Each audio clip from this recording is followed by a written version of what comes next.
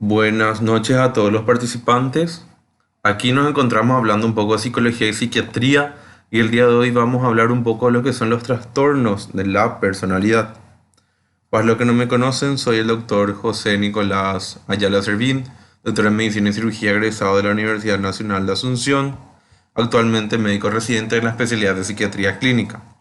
Antes de hablar de los trastornos de personalidad per se, tenemos que empezar definiendo qué es una personalidad. Una personalidad actualmente se refiere a las características más estables a lo largo del tiempo que van diferenciando a una persona, es decir, el distintivo o el propio de cada individuo en modo consistente.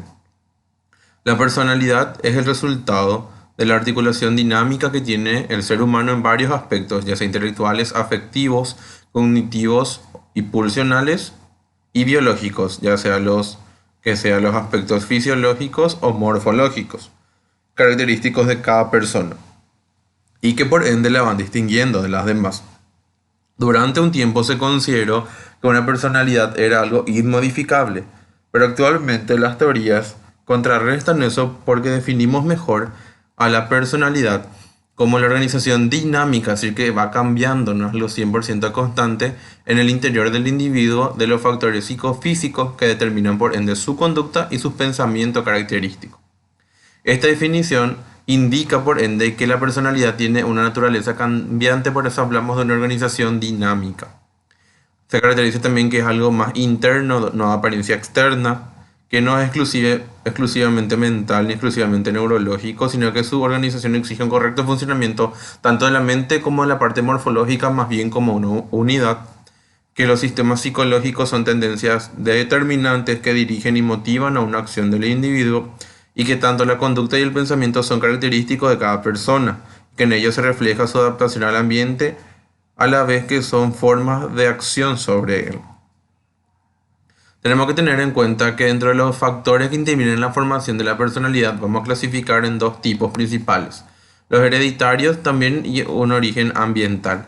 De ahí es donde decimos que dentro de lo que sería el hereditario vienen los genes, que de repente están los factores de factores de predisposición genética, los factores justamente relacionados con el origen hereditario, pero también otro eje, si ponemos en una balanza de forma equilibrada, bastante importante es la parte ambiental, donde también sobre todo influye mucho lo que es el ambiente, la persona y la cultura. Tenemos en cuenta que, por decir de una manera, una personalidad típica, estándar, barra normal, según las bibliografías, podemos decir que presenta ciertos rasgos características como actitudes positivas hacia uno mismo, es decir, acepta a uno mismo implica que la persona ha aprendido a conocerse a sí misma, tanto sus limitaciones como a su vez sus posibilidades. También el crecimiento y desarrollo supone el deseo de utilizar lo que serían las habilidades que uno posee. También la autonomía supone generar un grado de libertad emocional frente a las demandas sociales y tomar ciertas responsabilidades de las propias acciones. Percepción adecuada de la realidad supone la capacidad de decir no sé cuando no se tiene información suficiente para jugar una situación. Esta capacidad permitirá tener una percepción adecuada de la realidad a la persona.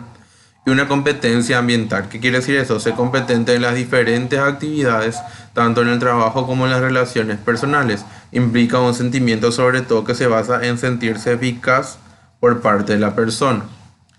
Otro término que podemos hablar el día de hoy son los rasgos de personalidad. Los rasgos de personalidad es una disposición a responder de una determinada manera a una determinada situación. Permite describir de forma objetiva y predecir una conducta. Los rasgos, justamente como dice, son disposiciones de responder a una determinada forma, son características. Justamente un rasgo de personalidad no es ya un trastorno de personalidad propiamente dicho, sino como dice su nombre, son rasgos, son ciertas características o conductas que uno ve que puede relacionar con algún tipo de trastorno, sí, pero no es justamente ya un trastorno propiamente dicho.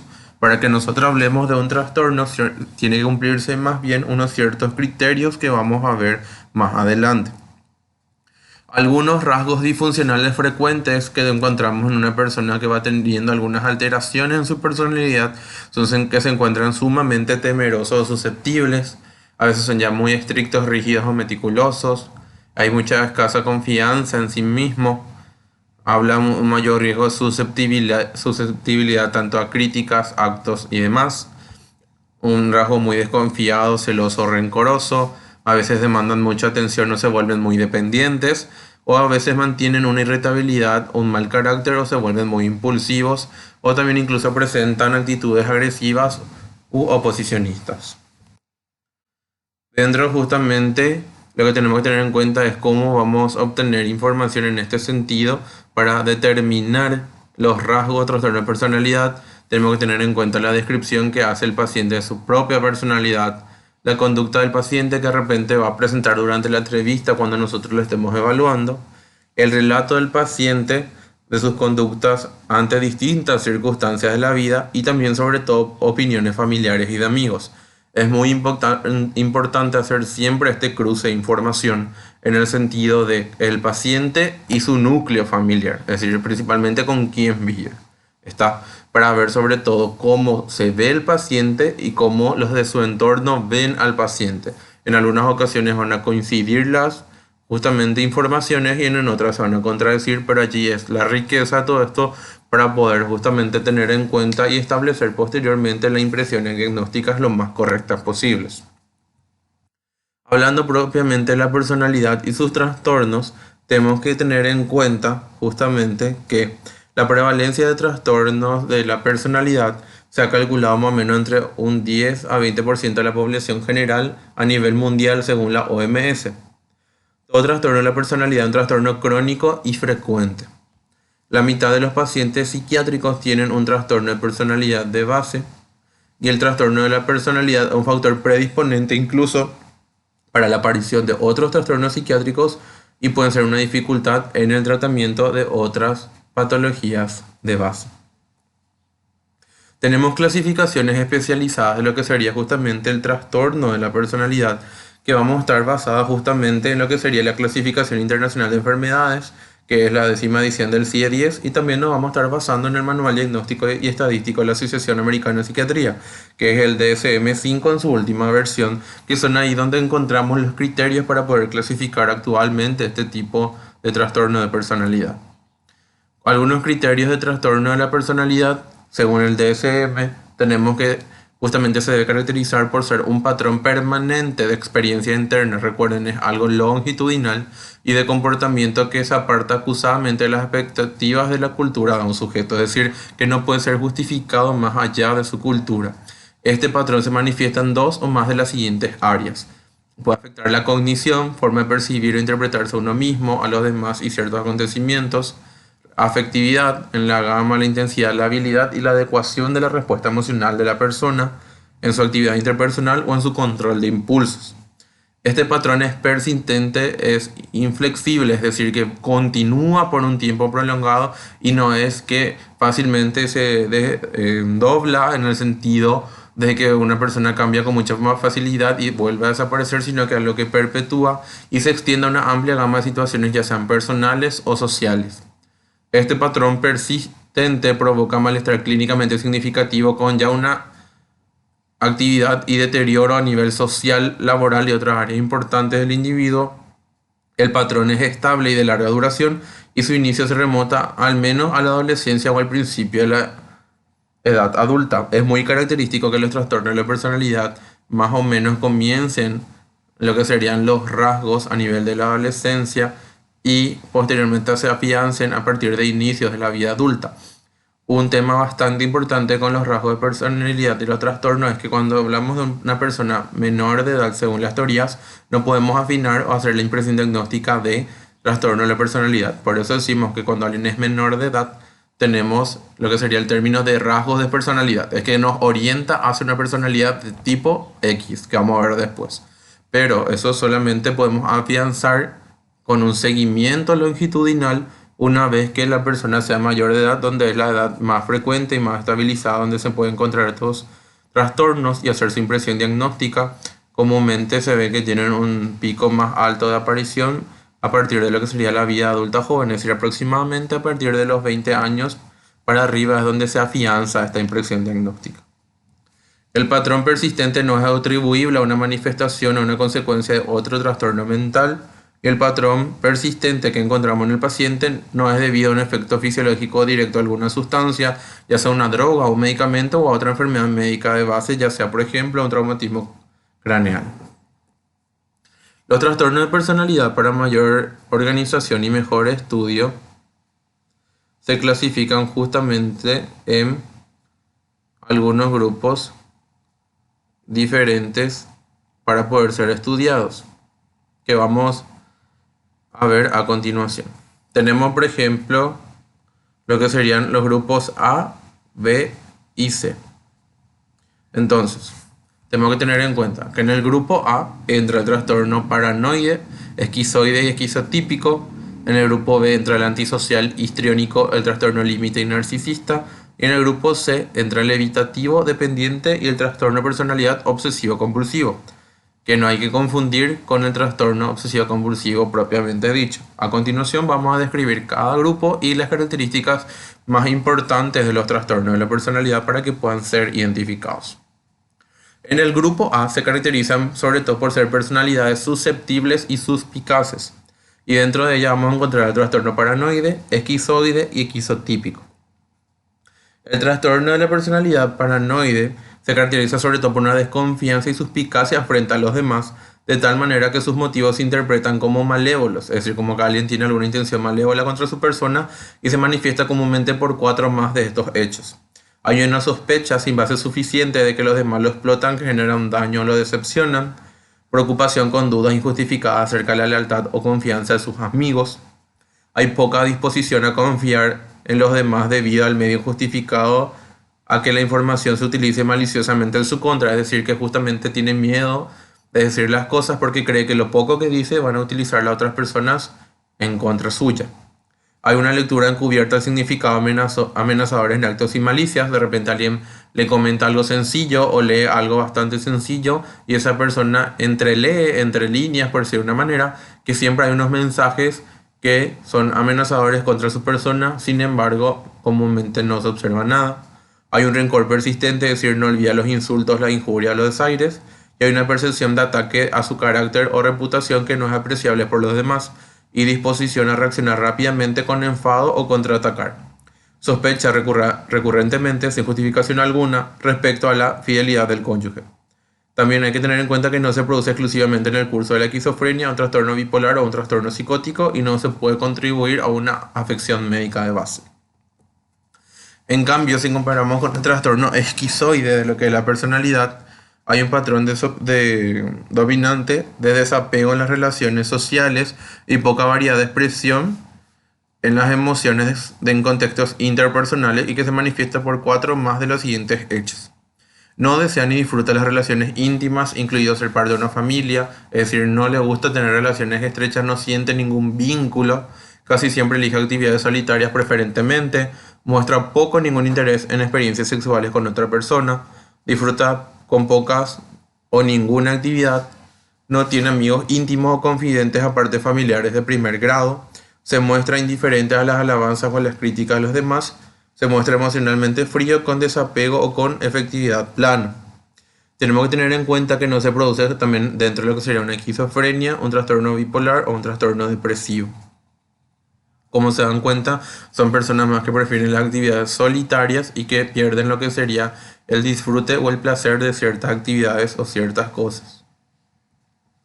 Y después tenemos el último del grupo A, que es el trastorno de personalidad esquizotípico.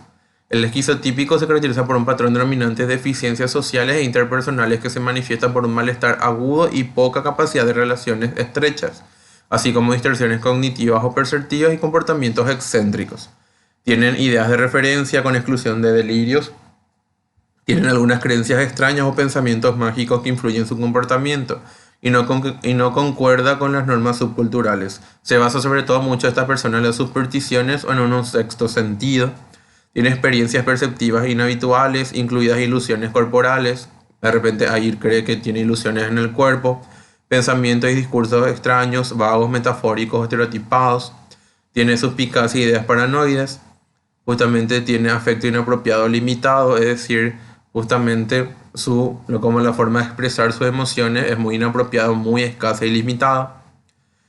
También hay que tener en cuenta lo que sería el comportamiento o aspecto extraño, excéntrico o peculiar. No tiene amigos íntimos ni confidentes aparte de sus familiares de primer grado también. Y tiene una ansiedad social excesiva que no disminuye con la familiaridad.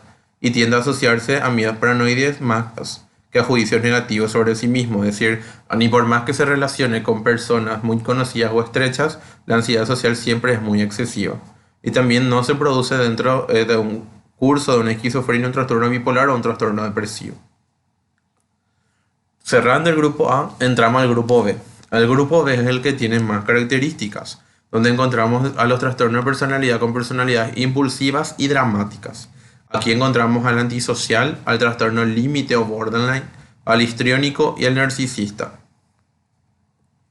El trastorno antisocial hay que tener en cuenta que es un trastorno bastante peculiar, porque tiene un patrón denominante y dominante de inatención y vulneración de los derechos de demás. Es una persona que no le importa sobrepasar por los derechos de terceros, que se produce desde los 15 años de edad estas conductas que vamos a ver a continuación y se manifiesta por tres o más hechos. Incumplimiento de las normas sociales respecto a los comportamientos legales que se manifiestan por actuaciones repetitivas que son motivo de tensión, es decir, varias veces hacen actividades o problemas que no cumplan con la ley y por ende tienen que ser detenidos e intervenir la fuerza pública. Engaño que se manifiesta por mentiras comúnmente repetidas, utilización de un alias o a veces generan estafas para producir un provecho o placer personal. Impulsividad o fracaso en planear con antelación, irritabilidad o agresividad que se manifiesta por peleas o agresiones físicas a repetición, fácilmente entra en episodios de heteroagresividad contra terceros, desatención imprudente en la seguridad propia de los demás, es decir, hace cosas que no importa si ponen en riesgo la vida suya o de terceros, irresponsabilidad constante que se manifiesta por la incapacidad repetida de mantener un comportamiento laboral coherente y cumplir con las obligaciones económicas, ausencia de remordimiento, es decir, esta persona no tiene remordimiento, no se siente culpable de lo que hace, que se manifiesta por una indiferencia o racionalización del hecho de haber herido, maltratado o robar a alguien. Hay que tener en cuenta que el individuo para hacer este diagnóstico, como dijimos, para un trastorno de personalidad tiene que tener mínimo 18 años, pero las evidencias de estos rasgos citados anteriormente de conducta y de trastorno de la conducta tienen que estar por lo menos antes de los 15 años. Es decir, estas alteraciones de conducta tienen que presentarse ya antes de los 15 años y después afianzamos el diagnóstico de lo que sería una personalidad antisocial. El otro trastorno de la personalidad que tenemos en esta parte es el trastorno de la personalidad límite, o borderline también descrito justamente por su nombre. Es un patrón que se caracteriza por una inestabilidad de las relaciones interpersonales, de la autoimagen y de los afectos, así como una impulsividad intensa. Se caracterizan sobre todo ellos por tener una inestabilidad emocional muy grande y ser muy impulsivos. Hay esfuerzos desesperados para evitar el desamparo real o imaginario. No les gusta estar solos y hacen de repente actividades muy, vamos a decir, exacerbadas solamente con la intención de no quedar solos. Hay un patrón de relaciones interpersonales inestables e intensas que se caracterizan por una alternancia entre los extremos de idealización y de evaluación. Fácilmente estas personas idealizan muchísimo las relaciones. ¿Qué quiere decir eso? Algunos ejemplos que les puedo decir es, hay una persona que está conociendo a alguien para que sea su pareja y en una semana después, por darle un ejemplo, ella piensa que van a ser novios, que se van a casar, van a tener hijos, una casa, van a estudiar juntos y van a tener, no sé, autos. O sea, en el sentido, vieron esa cadena de hechos que si bien de repente es una meta que podría tener cualquier persona, estas personas lo hacen muy fácil en el sentido de que a veces estas personas están simplemente empezando a conocer, por darle un ejemplo incluso bastante sencillo, a veces tengo gente que simplemente chatea con una persona que se está conociendo y tan solo en días, máximo una semana, ya tiene toda esta idealización que yo le dije, ni siquiera sin conocerlo personalmente. Entonces, eh, es un ejemplo nomás, hay múltiples formas de idealización, pero es un ejemplo ya vivido. Entonces, para que tengan en cuenta justamente que es como ven, como dice su nombre, todo un mundo ideal, que posteriormente, como eso obviamente dice su nombre, es idealización, por algún motivo no siempre se cumple, ahí es donde justamente hay una intervención y una crisis comúnmente en este trastorno de personalidad. Hay también una alteración de la identidad, hay una inestabilidad intensa muy grande, ellos tienen cambios fluctuantes del estado de ánimo durante el día, en el día pueden estar felices a la mañana, tristes a la tarde, felices, tristes, ellos mismos definen justamente como una alteración en montaña rusa, que sube y baja, que sube y baja, porque son algunos cambios muy fluctuantes durante incluso un mismo día. También hay una alteración persistente de la autoimagen. Hay una impulsividad en dos más áreas que son potencialmente agresivas. ¿En qué sentido? Gastan demasiado, a veces tienen conductas sexuales inadecuadas, es decir, que a veces tienen interacciones con más varias personas, en consumo de alguna droga o una conducta temeraria. También tienen un comportamiento, actitud o amenazas recurrentes de suicidio, automutilación, es uno de los trastornos de la personalidad que se más caracterizan por la ideación autolesiva y por las tentativas. La inestabilidad afectiva debido a una reactividad notable, el estado de ánimo, como le comenté, que es bastante fluctuante durante el día. También se caracterizan porque ellos definen una sensación crónica, larga, longitudinal, de vacío por dentro. También tienen un enfado inapropiado e intenso para controlar la ira. Además, tienen ideas transitorias paranoides relacionadas con el estrés o síntomas disociativos. ¿Qué quiere decir ello? Cuando tienen de repente un episodio de crisis o una persona con trastorno límite, pueden describir, algunas teorías describen algunas micropsicosis dentro de lo que sería el trastorno límite de la personalidad en crisis. ¿Qué quiere decir? Que pueden presentar alucinaciones, ya sean auditivas, visuales, justamente. Entonces, o trastorno disociativo donde se disocia de la realidad justamente la persona. Entonces, esas son algunas características importantes que también podemos encontrar en este tipo de trastorno de la personalidad. El otro que tenemos que tener en cuenta es el trastorno histriónico. El trastorno histriónico se caracteriza por un patrón de emotividad excesiva y sobre todo búsqueda de atención que comienza en las primeras etapas de la vida adulta. Está presente en diversos contextos. Por ejemplo, se siente incómodo en las situaciones en las que no hay centro de atención. La interacción con los demás se caracteriza con frecuencia con un comportamiento sexual más bien seductor o provocativo inapropiado, es decir, siempre hay como un galantoneo más o menos de por medio. Presenta cambios rápidos y expresión plana de las emociones. Utilizan constantemente el aspecto físico para atraer la atención. A veces se suele justamente, vamos a decir, vestir o llamar la atención de una forma llamativa. Tiene un estilo laboral que se basa en impresiones y que carece de detalles. Muestra comúnmente autodramatización, teatralidad y expresión muy exagerada de emociones. Es sugestionable como persona y considera que las relaciones son más estrechas en lo que en realidad lo son. Es decir, por ejemplo, a veces hay alguien también que conoció hace un día, 2 días o que trató sobre una semana y ya cree que es su amigo, que es su persona íntima o su confidente, ¿verdad? Es decir, de repente, siendo cuando esta persona tan solo es conocida. Es decir, de repente, dentro de su persona establece como que esa relación es mucho más estrecha de lo que en verdad puede llegar a ser en la realidad. Y también puede presentar ideas transitorias paranoides relacionadas con el estrés o síntomas disociativos. Y el último de este grupo tenemos al trastorno narcisista.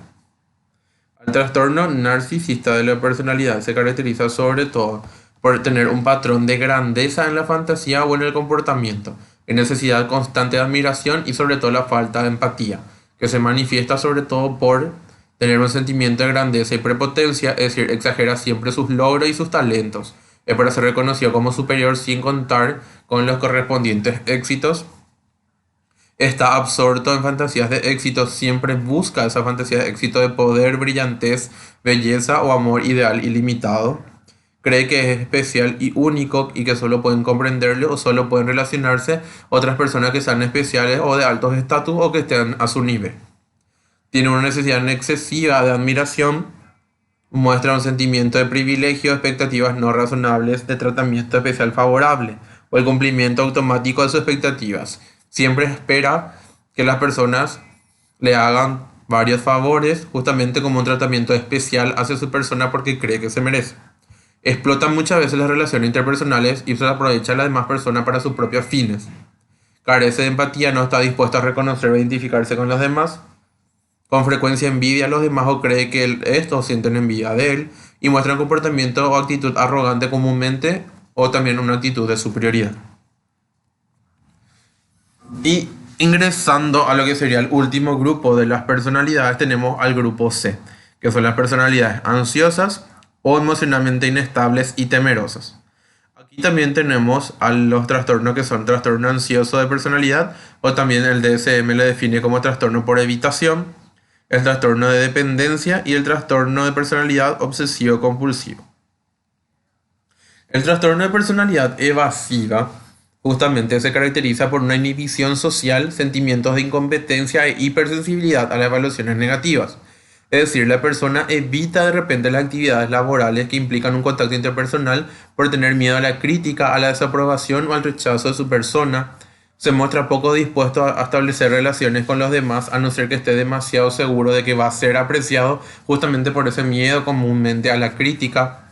Se muestra retraído en las relaciones estrechas porque temen que lo avergüencen. Le preocupa ser criticado o rechazado en situaciones sociales. Se muestra inhibido en las situaciones debido al sentimiento de falta de adaptación. Se ve a sí mismo como socialmente inepto, es decir, sin capacidad de poder relacionarse correctamente, poco atractivo a nivel personal o inferior a los demás. Y se muestra extremadamente, justamente, vamos a decir, contrario a asumir riesgos personales e implicarse en nuevas actividades porque le pueden resultar embarazosas. Siempre es como que tiene ese miedo o ese pensamiento de que es menos que los demás y tiene miedo de que le va a salir mal y va a quedar como alguien inferior o como va a quedar avergonzado a nivel social. Por eso justamente se caracteriza por lo que sería la personalidad evasiva y justamente que se basa sobre todo en la inhibición social. Después tenemos la personalidad, como dice su nombre, dependiente. En la personalidad dependiente hay una necesidad dominante y excesiva de que alguien le cuida a esta persona, lo que conlleva por ende un comportamiento sumiso y de apego exagerado hacia una persona y sobre todo un temor a la separación. Le cuesta tomar decisiones a esta persona sin el consejo y la tranquilización y la aprobación de esta persona que le cuida, es decir, de una tercera persona. Necesita a los demás para asumir responsabilidades en la vida. Por sí solo esta persona no asume responsabilidades. Tiene dificultad para manifestar su desacuerdo con los demás por miedo a perder su apoyo o a su aprobación. Tiene dificultad también para iniciar proyectos o hacer cosas debido a la falta de confianza en sí mismo, en su propio juicio y en su propia capacidad, que también es un resultado de la dependencia excesiva o el apego a un tercero. Va demasiado lejos para tener la aceptación y el apoyo de los demás, hasta el punto de hacer voluntariamente cosas que le desagradan tan solo con el simple hecho de no separarse o no perder ese apego de la tercera persona. Se siente incómodo e indefenso cuando está solo por un miedo exagerado, es decir, esta persona se queda solo por algunos momentos y tiene un miedo exagerado que algo malo le va a pasar, que algo malo le va a suceder y se sienten muy indefensos. Cuando terminan una relación estrecha, busca con urgencia otra relación para que le cuiden y le apoyen. Es decir, son personas que cuando tienen esta tercera persona que está muy pendiente de ellos, apenas al terminar, fácilmente inician otra cuestión de días con tan solo el hecho de poder, vamos a decir, rellenar ese espacio de falta de contacto y de apego que estaba teniendo. Y siento una preocupación no realista por miedo a que lo abandonen y que tengan que cuidar de sí mismos. Y por último, del tipo C, tenemos el trastorno de la personalidad obsesivo-compulsivo. ¿Cuál es este? Donde hay una preocupación por el orden, el perfeccionismo y el control mental e interpersonal a expensas de la flexibilidad, la franqueza y la eficiencia. Se preocupa por los detalles, las normas, las listas, el orden, la organización o los programas hasta el punto que descuida su objetivo principal de la actividad.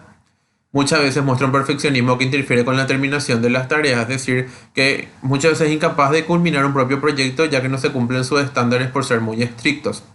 Muestra una relación excesiva al trabajo y a la productividad que incluyen las actividades de ocio y las de los amigos. Es demasiado escrupuloso e inflexible en materia de moralidad, ética o valores. Esta persona mantiene o sostiene muchísimo lo que es la parte de su moral o de sus valores éticos. Es incapaz de deshacerse de objetos inútiles aunque no tengan valor sentimental. Está dispuesto a delegar tareas o trabajo a menos que los demás justamente se sometan exactamente a su manera de hacer las cosas. Es decir, no es que esta persona fácilmente otorga las tareas porque él tiene sus parámetros y sus normas. Si la persona no van a hacer de esta forma, comúnmente ellos no suelen entregar tareas Es avaro hacia mismo y los demás, considera que el dinero como algo que hay que ahorrar por si existe alguna posibilidad futura de utilizarla y muestra mucha rigidez y obstinación y miedo a lo que abandonen y tengan que cuidar de sí a su vez. Bueno, una vez que empezamos a describir todo lo que son los trastornos de la personalidad, ahora usted ya sabe las definiciones básicas, ya saben lo que son las características comunes y sobre todo qué nos falta, cómo vamos a manejarnos, ya sea no siendo incluso un médico psiquiatra, siendo un médico general o siendo otro profesional de la salud mental, hacia cuando nos llegue una persona con con un trastorno de la personalidad o posible trastorno de la personalidad. Tenemos que tener una evaluación para el manejo de los trastornos de la personalidad. Tenemos que pensar el tipo de trastorno, los rasgos positivos, tenemos que intentar ver los factores desencadenantes, ver en la historia del paciente qué pudo haber desencadenado todo lo que estuvo pasando. Si hay antecedentes de consumo de droga, es súper importante siempre preguntar antecedentes de alcohol, drogas o tipo, o sea, algún tipo de sustancia ilícita, porque esto también puede haberse algunos síntomas relacionados a estos tipos de sustancias y no siempre atribuibles justamente a un trastorno de la personalidad. Y sobre todo no debemos olvidar lo que sería el entorno familiar. Para el manejo vamos a dividir de dos formas a métodos prácticos, el farmacológico y no farmacológico. El manejo siempre incluye estos dos aspectos. Dentro de los farmacológicos podemos incluso interpretar, depende del caso, algunos EARS, que son los inhibidores selectivos de la recaptación de serotonina, algunos antipsicóticos atípicos como la risperidona, por ejemplo, estabilizadores del ánimo como el litio, valproato, o algunos ansiolíticos como las benzodiazepinas. Pero también, además del pilar farmacológico, es súper importante y no debe faltar el pilar no farmacológico, que es la psicoterapia. La psicoterapia, específicamente la que más se utiliza comúnmente, es la TCC, que es la terapia cognitivo-conductual, y ella es bastante importante como otro pilar de sostén en lo que sería el manejo de lo que sería el trastorno de la personalidad. Porque no solo la medicación va a hacer que estos trastornos sean contenibles, sino que también justamente la psicoterapia ayuda a sostener este tratamiento. Cabe destacar que recordemos que los trastornos de la personalidad son justamente longitudinales y crónicos, es decir, que es algo que va a estar acompañando comúnmente a la persona. Entonces nosotros tenemos que hacer la estructura farmacológica y no farmacológica como para sostener longitudinalmente este tipo de pacientes y este tipo de manejo para evitar posibles crisis y sobre todo evitar que tengamos que hacer intervenciones de repente un poco más, vamos a decir, estrictas o más específicas. Entonces lo que es muy importante mantener este manejo longitudinal. Hay algunos aspectos importantes que explorar. Siempre tenemos que evaluar la funcionalidad del paciente. ¿Qué quiere decir? Cómo el paciente se está presentando, cómo está en su día a día, qué tal está en la parte personal, qué tal está en la parte laboral, trabaja, no trabaja, se relaciona, por qué. En la parte terapéutica, ¿cumple o no lo que sería la parte terapéutica? ¿Por qué cumple? ¿Por qué no cumple? ¿Puede acceder a lo que serían las opciones que le estamos brindando? También algo importante, hay que ver la ausencia de ideación suicida y también la abstinencia a tóxicos en caso de que alguna vez haya consumido. Hay también que tener en cuenta, hay que evaluar la estabilidad de los apoyos sociofamiliares, la vivencia subjetiva. Es súper importante ver el contexto familiar, el apoyo familiar, cómo se basa, para poder tener en cuenta justamente toda esta parte. Después, hay que tener en cuenta también el estado de la alianza psicoterapéutica ambulatoria, es decir, qué tal el paciente cumple la psicoterapia, puede hacer, no puede hacer, con qué periodicidad sigue, para ver justamente cómo se llega. Y acá también es importante evaluar el vínculo con el psicoterapeuta, es decir, qué tal se lleva con ese psicoterapeuta, porque si no se lleva bien, obviamente el paciente no va a poder hacer una buena psicoterapia. Por ende, se puede pedir que se cambie entonces para poder intentar un vínculo mejor del paciente con otro terapeuta, pero es importante siempre evaluar y sobre todo también la conciencia de la enfermedad y sobre la adherencia al tratamiento. También hay que evaluar siempre si existe o no una comorbilidad en el paciente y sobre todo también el riesgo suicida. ¿Qué quiere decir eso? Ver si el paciente en algún momento tiene alguna ideación o además de una ideación, tiene, si ya en todo caso tiene un plan. Entonces, ¿Tiene un plan específico o no? Justamente algunas cosas que les quería dejar, justamente son algunas películas, entonces que son bastante importantes, que pueden ver ahora que ya han tenido la charla para poder recrear un poco la mente y aplicar los conocimientos. El Cisne Negro es una película que se caracteriza comúnmente eh, por un caso de una chica que presenta un trastorno de la personalidad de base. La idea con esto es que vean una película y la analicen y apliquemos justamente lo obtenido el día de hoy de una manera más entretenida y más divertida y por ende aprovechando la cuarentena. Entonces, el cisne negro tiene un trastorno de personalidad. Les invito a que vean justamente y analicen los factores desencadenantes, el contexto familiar y que puedan descifrar qué trastorno de personalidad capaz tenga esta persona. Y en esta otra película, que es Fragmentados, que comúnmente la gente conoce, más bien les puse sobre todo para que vean que además de las personalidades, es algo importante, quería agregar un término. Comúnmente la gente define de manera equívoca o errónea el término personalidad múltiple. El término personalidad múltiple no existe. En verdad, el correcto término o denominación es trastorno de la personalidad mixto. Trastorno de la personalidad mixto quiere decir que hay rasgos de más de un trastorno de la personalidad, ya sea del grupo A, B o C, incluso pueden estar combinados, uno del A con el B, sin ningún problema. Es decir, una persona puede tener rasgos narcisistas y puede tener rasgos histriónicos. Entonces, ahí es donde la persona, justamente hablamos de un trastorno de la personalidad mixto. ¿Está bien? Para que sepan también ese conocimiento y no se queden con el concepto errado de trastorno de personalidad múltiple. Bueno, chicos, espero que les haya gustado. El tema es bastante importante. De repente los criterios son un poco complejos, pero justamente van a ir adecuándose y lo importante es que sepan identificar algunas características de cada trastorno de la personalidad y sobre todo cuando les llegue sepan que hay un manejo farmacológico, no farmacológico y siempre las cosas que tienen que evaluar en cuenta, ya sean cualquier tipo profesional, ya sean o no de la salud mental y sobre todo para poder después derivar a un especialista para que puedan ayudar a nuestros pacientes. ¿Está? O a cualquier persona que veamos en nuestro entorno que necesita nuestra ayuda. Estas son mis redes sociales. Si tienen alguna duda, algún material que necesiten respecto a la parte de salud mental, voy a estar siempre a las órdenes. Por favor, cuídense mucho, quédense en la casa. Agradezco a la Sociedad Bunka por la invitación. Eso es todo y muchas gracias.